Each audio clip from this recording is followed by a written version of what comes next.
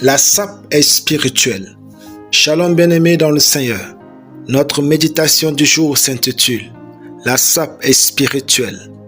Nous tirons notre texte en Genèse 41, 14 qui nous dit ceci. Pharaon fut appelé Joseph. On le fit sortir en hâte de prison. Il se rasa, changea de vêtements et se rendit vers Pharaon. Alléluia.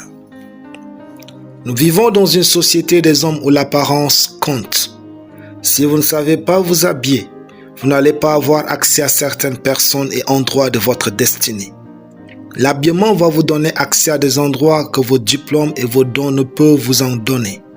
Et une fois l'accès obtenu, vous pouvez alors montrer de quoi vous êtes capable. Joseph le savait et l'a fait en venant voir Pharaon.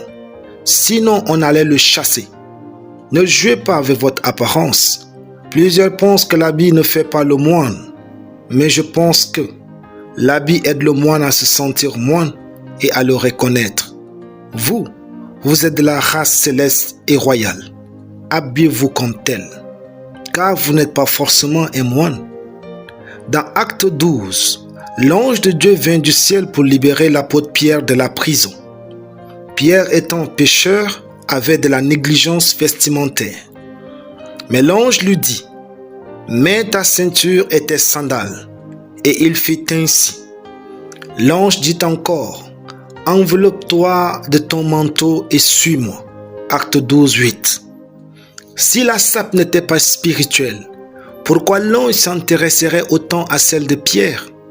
Je le crois et je déclare de tout mon cœur, la sape est spirituelle.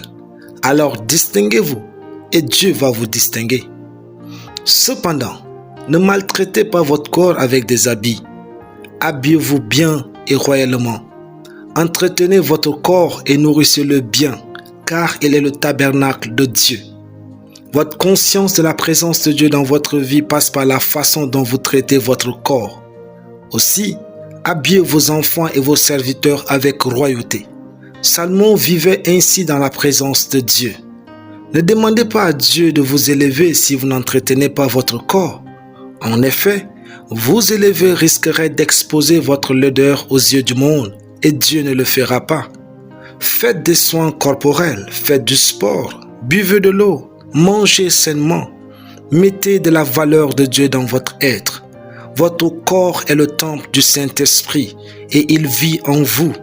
Entretenez-le et faites-en une priorité en cette nouvelle année. La longévité est un don de la grâce de Dieu qui se prépare avec votre pleine collaboration. Alléluia. Prions. Je prends bien soin de mon corps au nom de Jésus. Amen. La lecture biblique en une année, Genèse 36 à Genèse 41. Soyez bénis, c'était le pain du ciel.